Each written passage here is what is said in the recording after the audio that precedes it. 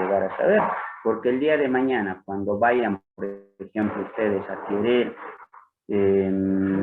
más o menos sugerir el tipo de trasplante, la idea es que puedan ustedes también opinar, ¿verdad? Porque si no, no solamente es decir, bueno, hágale un trasplante de médula ósea, entonces, ¿qué tipo de trasplante necesitamos? Génico, nuevamente recalcando, es un génico, es un autólogo, entonces necesariamente debo saber. Por eso que nosotros sabemos que los tipos de trasplantes son de esa naturaleza, ¿no? Autólogos, halogénicos y los singénicos. Y dentro de los halogénicos tenemos que decir los que pueden estar relacionados justamente con el paciente propiamente dicho y los que no están relacionados, de acuerdo a eso ustedes han ido hablando de manera entonces adecuada. Les recalco, entonces nuestro tema quedaría como si no lo estuviéramos realizando tampoco. ¿Ya?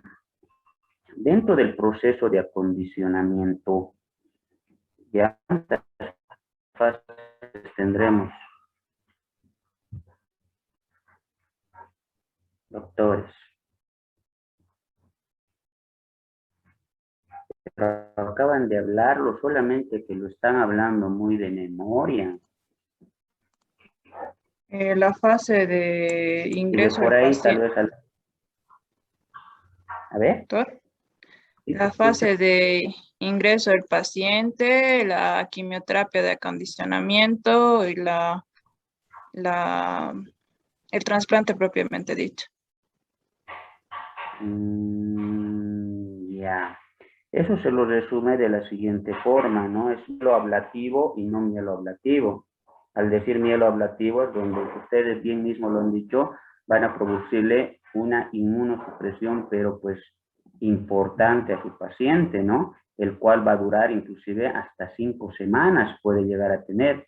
Por eso también hay un pequeño periodo a ese nivel que se lo denomina como la fase aplásica. Y esa fase aplásica es donde se van a llegar a presentar, por si acaso, Lourdes, las complicaciones. Y dentro de esas complicaciones, justamente, tú los has ido mencionando, úlceras, llagas, etcétera, etcétera, etcétera. Pero lamentablemente no hemos sabido ordenar, si vale el término, nuestro trabajo que estábamos queriendo realizar. Bien, otra de las preguntas. Han hecho la comparación entre de qué lugar es mejor obtener, por ejemplo, el proceso para que lleguemos a realizar el trasplante, o sea, han hecho la comparación entre lo que es los tipos de trasplante, o sea, de dónde los obtenemos. Ustedes han dicho, puede ser de médula ósea, puede ser de sangre periférica o puede ser de cordón umbilical, ¿verdad? De los tres lugares podemos obtener la fuente, si vale el término. ¿Y han hecho alguna comparación entre estas tres? ¿Cuál es mejor? ¿Cuál es peor? ¿Cuál es el que recomiendan ustedes? ¿O recomiendan directamente de médula ósea, de sangre periférica, o recomiendan de cordón umbilical? Doctorcitos.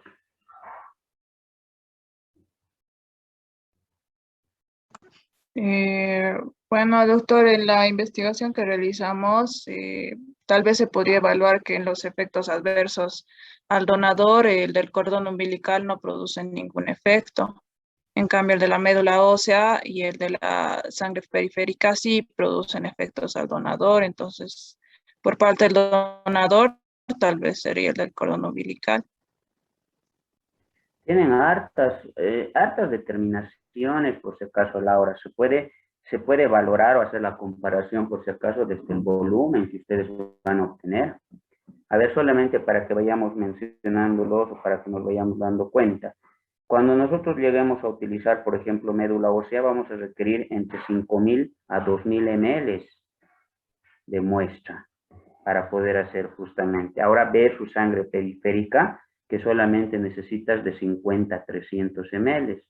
Versus cordón umbilical, que solamente necesitas 25 a 150. Si te das cuenta, con relación al volumen, ¿cuál te parece mejor? Cordón umbilical, ¿ya? Porque necesitas menor volumen.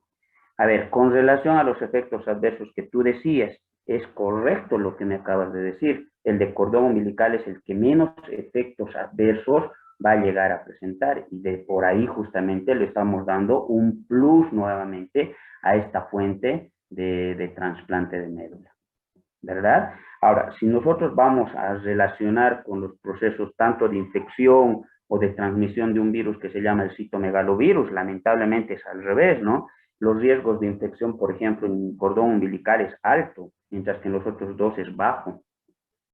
Si nosotros hablamos relacionados a lo que es la transmisión de virus latente, en el del cordón umbilical es bajo y en el de los otros son altos. Entonces me hubiera gustado que podamos hacer ese tipo de comparación para que el día de mañana vos digas, en este tipo de enfermedad se sugiere tal tipo de trasplante.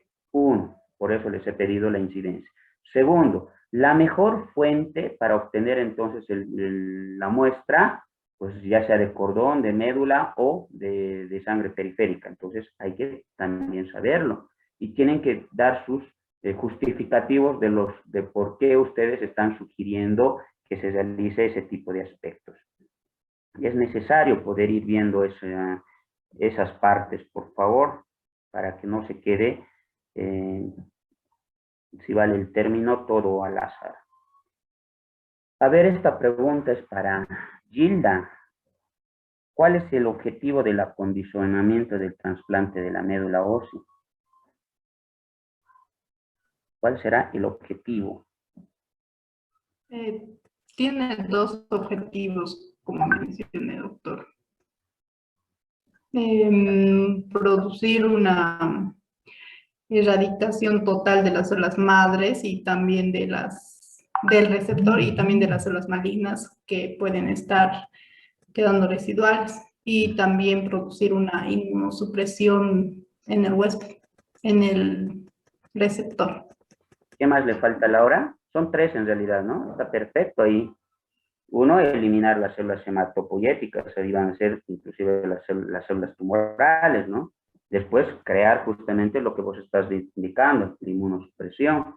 Y tercero, hacer el hueco para que ingresen las nuevas células. muy bien, crear el espacio medular, se llama, ¿no? Y como bien lo dicen, el hueco. O sea, son tres los objetivos justamente que necesariamente necesitamos. Bien, y la fase es por eso que el paciente trasplantado pues no se va inmediatamente a la casa, por si acaso, queda, si vale el término, en su burbuja, bien, hasta que nosotros logremos determinar que evidentemente está habiendo una recuperación hematológica. ¿Y cuándo vamos a hablar desde el punto de vista hematológico, como su nombre dice, de recuperación hematológica, Priscila? Cuando tú ya evidentemente el trasplante está siendo exitoso. ¿Por qué? Porque hay una recuperación hematológica. ¿Y cuándo vamos a decir eso? Que hay una recuperación hematológica.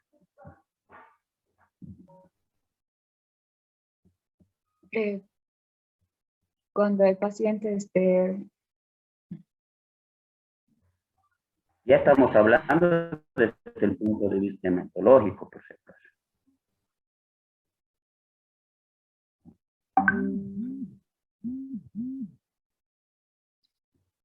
no, Laura. no, Cuando el injerto leucocitario, en el injerto leucocitario tienen que estar las células mayores a 500 células en 3 Ya, días consecutivos, y en el plaquetario tienen que estar mayores a 20.000 por 5 días consecutivos sin transfusiones. perfecto. Esa es la idea, porque ustedes mismos han dicho, ¿no? Durante el proceso de inmunosupresión del paciente, ¿qué es lo que le van a ir dando? Hemocomponentes, dependiendo a lo que él vaya necesitando. Ahora también va a depender muchísimo si nosotros necesitamos darle antibióticos porque puede llegar a tener fiebre. ¿Y por qué? Porque es un paciente inmunocomprometido.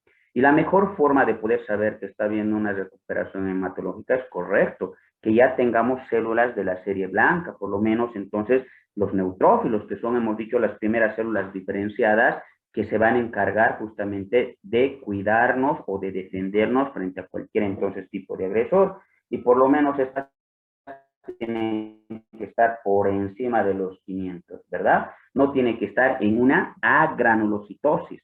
Si vale el término, tendremos que decir que esté en una neutropenia severa, pero por 3 días consecutivos, sin ningún tipo de reposición de ninguna naturaleza, entonces ahí vamos a decir que evidentemente está existiendo una recuperación hematológica. Y justamente pasa lo mismo con lo que vienen a ser las plaquetas y los glóbulos rojos, ¿no? Que los glóbulos rojos empiecen a producirse y de ahí se van a manejar ustedes en base a lo que vienen a ser los reticulocitos. Los reticulocitos entonces tienen que empezarse a producir en masa, generando nuevamente los glóbulos rojos, y las plaquetas obviamente tienen que estar por encima de los 20.000. Esa es la condicionante. Entonces ahí simplemente vamos a decir que evidentemente está habiendo una recuperación hematológica que viene a ser, si vale el término, una aceptación del trasplante de médula ósea. Bien, señores, depende de ustedes si quieren presentarme así su trabajo. No hay ningún problema y de acuerdo justamente a la complejidad es también la calificación. Bien, entonces les puedo dar, si desean, hasta el día viernes, si quieren complementarlo, quieren mejorarlo, por ahí les he dado un poco tiempo, de lunes al miércoles, porque el lunes recién se les di, y versus sus otros compañeros que les di un tiempo de una semana, entonces por ahí les puedo disculpar. Sí, señores, nuevamente el recalco tampoco estuvo mal. Bien, la siguiente, hay que perder el miedo. La idea de estas charlas es también para que ustedes pierdan el miedo. Y la mejor forma de perder el miedo es hacer las situaciones que todo el mundo te pueda ver, porque si no, no amarás siempre eso. Bien, participación de sus compañeros. Bien, entonces, a través de lo que viene a ser nuestra plataforma, démosles un aplauso a las 5 personas valientes que han sido las primeras en hacer las disertaciones, y con eso estaríamos concluyendo nuestra actividad del día de hoy, ¿no? Para reencontrarnos la siguiente semana. Si no hay más preguntas, espero los aplausos para sus compañeros y con eso estaríamos dando por concluido la actividad. Que tengan muy buenas noches. Hasta luego, doctor. Hasta luego, doctor. Hasta luego, doctor. Que les vaya muy bien. Hasta luego. Hasta luego.